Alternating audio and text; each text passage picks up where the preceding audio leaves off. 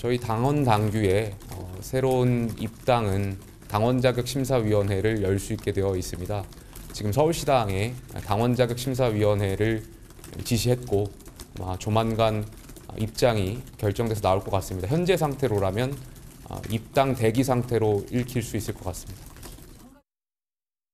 윤석열 전 대통령의 변호인을 맡았었다고 해서 큰 오점이 되는 것도 아닌데 그것이 논란이 되고 있는 것 자체가 저는 이해가 가지 않습니다. 그럼 어쨌든 대선 국면이다 보니까 입당에 대해서 약간의 심사를 거치겠다는 것이 당 지도부의 생각인 것 같은데요. 저는 그 정도를 문제 삼는 것 자체가 좀 이해가 가지 않습니다. 또 그러니까 현재 당 지도부와 후보 측이 입장이 다른 셈인데 이승훈 부장 원래 입당이라는 절차가 굉장히 간단하다고 들었는데 지금 김계리 변호사 같은 경우에는 단 한 명이 입당하는 그런 문제, 그런 의미가 아닌 걸까요? 그렇죠. 뭐 탈당한 사람이 복당할 때 어려운 것이지 입당 자체는 어렵진 않거든요. 그런데 김계리 변호사의 독특한 특징이 있잖아요. 저는 개몽되었습니다잖아요. 그러면 개몽되었다라고 하는 것은 계엄령을 정당화한 사람이고 윤석열 전 대통령을 윤버지라고 해서 아버지처럼 부르신 분이잖아요. 그러면 이런 계엄을 옹호했던 윤석열 전 대통령의 주축 변호사가 입당한다고 한다면 김문수 후보가 계엄을 사과한 거에 대한 진정성이 인정되기 어렵죠. 그런 측면에서 굉장히 입당이 어렵다는 것이 있고요. 또 김계리 변호사가 보니까 유튜브에서 욕설이 굉장히 잘하더라고요. 근데 이게 개몽되어서 그렇게 잘하는 건지는 모르겠습니다만 이미지 자체가 굉장히 안 좋아요. 근데 이런 분이 입당을 시도하고 내가 국민의힘의 김문수 후보 당선을 위해서 노력하겠다. 이게 지금 현실 인식이 부족한 거잖아요. 본인이 당에 부담이 되는 줄 알고 있어야 되는 건데 자신이 도움이 된다라고 생각하는 것이기 때문에 개몽이 좀 잘못되지 않았나 싶고요. 이 김재원 비서실장이잖아요. 저번 단일화 과정에서도 꿋꿋이 양보를 하나도 안 해가지고 결국 한덕수 후보와의 아름다운 단일화는 전혀 못 됐거든요. 파국만 있었고 결국 국민의힘의 어떤 나쁜 그런 잘못된 그런 경선으로 인해서 굉장히 나쁘게 만들었던 것이 김재원 비서실장인데 김계리 변호사가 문제 없다라고 하는 거 보면 아직도 김문수 후보나 김재원 비서실장이 계엄에 대해서 바깥으로는 사과하면서도 사실상 내적으로는 뭐가 문제인데 뭐가 잘못인데 라고 하는 생각을 가질 수가 있어서 이런 생각들이 결국 이준석과의 단일화도 결국 못되게 하는 그런 생각이 아닌가라고 생각됩니다. 김문수 후보는 내용 자체를 일단 잘 모른다. 그래서 필요하면 얘기하겠다라는 입장을 냈는데 그러면 김용태 비대위원장 생각하는 거하고 후보 비서실장이 생각하는 것이 아까 얘기한 단일화, 빅텐트 그 부분이 가장 걸림돌일 거예요? 김용태 비대위원장은? 지금 생각해 보십시오. 국민의힘 입장에서 전통 지지층에 대한 확산이 더 중요하겠습니까? 중도층에 대한 소구력과 그다음에 중원 확장이 더 중요하겠습니까? 지금 김문수 후보도 서울에서 지금 유세하면서 굉장히 지금 말하자면 중원 확장, 수도권 공략에 공을 들이잖아요. 자, 근데 김계리 변호사에 대해서 뭐 그분의 성향은 차치하고 그래도 그분은 일단 그 계몽령이라고 말씀하신 분 아닙니까? 그럼 당의 입장이 지금 계엄에 대한 공식 사과를 했잖아요. 그거는 김문수 후보도 했단 말이죠. 근데 이분이 입당을 하면서 한 분의 입당이 중요한 게 아니라 계엄 사과가 다시 희석될 수 있는 그 정치적인 의미가 하나 있는 거고 또 하나 윤 전 대통령이 탈당함으로써 윤 전 대통령과 일단 관계 전환이 됐는데 지금 말씀하신 것처럼 윤버지라고 불렀던 분이기 때문에 이분이 또 입당하면 자연스럽게도 윤석열 대통령이 소환되는 겁니다.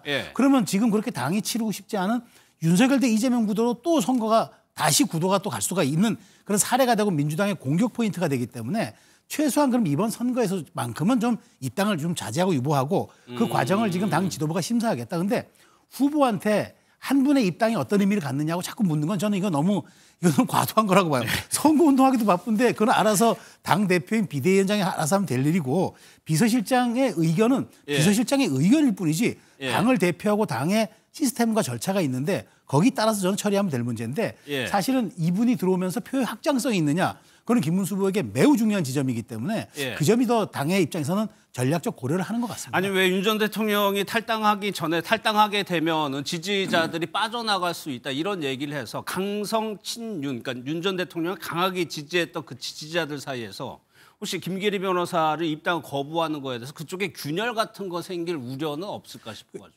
타당하신 지적인데 저는 그게 안 될 거라고 보는 이유가 윤 전 대통령이 출당을 당하거나 제명을 당한 게 아니잖아요. 탈당을 하면서 그랬잖아요. 결론은 예, 김 후보 지지하겠다. 나 그리고 백의종군하겠다. 어쨌든 힘을 모아달라.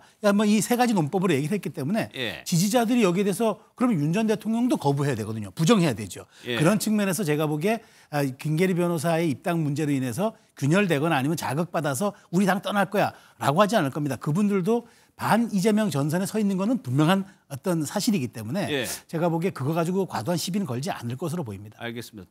또 하나요. 또 한 명이요. 탄핵 정국에서 아주 주목을 받았던 인물이 있었죠. 전한길 강사인데 좀 울분을 토했다고 하네요. 어떤 내용인지 한번 보겠습니다. 전한길이 학원 강의를 그만두고 싶어 그만둔 게 아니라 잘렸다고요. 예?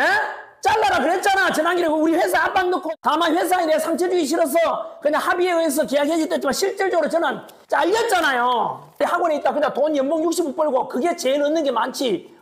전한길 교수님 돈 되겠어요? 슈퍼챗도 안 되잖아. 지금 저 라이브 하면 슈퍼챗 몇 천만 배 들어온다 하던데 전부 다 구글에서 안 해줘. 영상을 보니까 상당히 좀 격앙돼 있는 모습인데 그러니까 원래 직업인 강사도 못하게 됐고 유튜브에서 이제 슈퍼챗이라고 이제 돈을 뭐 후원을 받는 형태인 것 같아요. 그것도 안 되고 있다.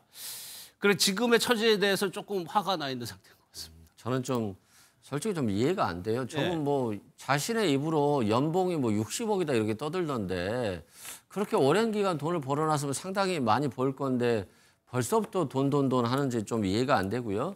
자신이 윤석열 전 대통령의 계엄을 옹호하고 계엄은 정당했다, 계몽령이다, 국민들에게 계몽시킨 것이다, 야당이 잘못한 것. 이건 굉장히 역사 왜곡적 발언이잖아요. 역사학자가 이런 발언을 한 것 자체가 굉장히 충격적이었거든요. 그런데 그렇게 계몽령이고 윤석열 전 대통령을 옹호하기 위해서 자신이 명분을 가지고 뛰었다라고 한다면 저렇게 빨리 돈 하는 얘기를 해야 될 건지 좀 그렇고요.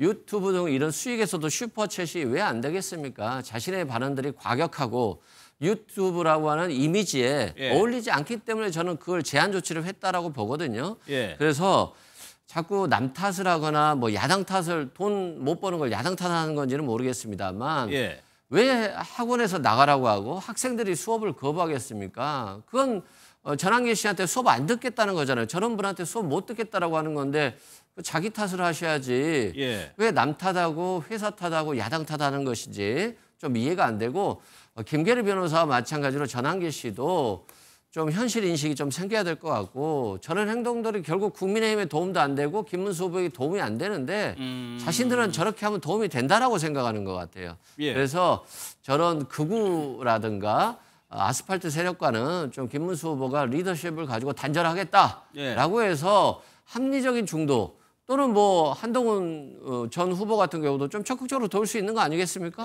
본인이 좀 정상적인 길로 좀 들어와야 되지 않을까 싶습니다. 관훈 토론회였나요? 김문수 후보가 광장 세력과 연대 취지 발언을 한 거 보면 글쎄 이렇게 강성 지지자들은 어느 정도 기대를 하고 있을 것 같은데 이런 상황에서 대부분의 경우에는 정치권으로 입성하는 경우도 생기지 아예 직업을 바꿔가지고요. 어떻게 좀 전망하세요? 가능하죠. 저는 이제 그때 김문수 후보가 광장 세력 운운한 거는 제가 보기에 경선용이었으니까요. 그때는 이제 지금 그 파이널 컷까지 가야 되는 상황이었고 후보 자리를 거머쥐어야 되니까 그거는 이제 원래 우리가 당의 경선이라는 거는 당심이 민심을 견인하는 선거다 이렇게 얘기하잖아요. 근데 본선은 민심이 당심을 견인하는 선거입니다. 그런 측면에서 제가 보기에 그때 아스팔트 얘기는 그러니까 광장 세력이라는 얘기는 제가 보기에 안 할 것 같고요. 전한길 씨 같은 경우에는 지금 이런 상황이라 그러면 정치권에 대한 입문도 고려할 수도 저는 있다고 봐요. 왜냐하면 이제 제도권, 그러니까 본인이 갖고 있었던 뭐 학원가의 제도권에서는 사실상 이제는 뭐 설 자리가 거의 없고, 그다음에 뭐 유튜브에서도 본인이 지금 이렇게 만족할 만한 소기의 성과를 내지 못하는 것 같은데 그렇다라 그러면은 결국에는 이제 이런 분들이 대중의 지지를 직접 받으면서 본인이 정치권에 입문한 수가 있죠. 그렇기 때문에 저는 이번 대선 결과에 따라서 이런 분들의 향방도 달라질 거라고 봅니다. 그러니까 그 국민의힘이 승리하느냐, 뭐 민주당이 승리하느냐, 또 어떤 표차로 또 지거나 이기느냐 이런 것들도 이런 부분들의 선택에 굉장히 이제 말하자면 그 영향을 줄 것 같고요. 다만 지금 그 전한길 씨가 저렇게 그 울분을 토하는 거는 아마 그렇게 겨울에 그렇게 본인이 목 놓아서 광장에서 열심히 했는데 예. 그 이후에 보수 우파 진영에서 자신에 대한 시각이라든가 여러 가지 좀 지원 같은 것들이 조금 뭐 서운한 그런 감들이 아마 오늘 저렇게 격렬한 영상으로 저 울분을 토하는 영상이 나오지 않았을까 생각이 듭니다. 말씀하신 대로 대선 결과에 따라서 이후에 국민의힘 당내 역학관계에 따라서 또 어떤 역할이 공간이 생길 수도 있을 것 같고요.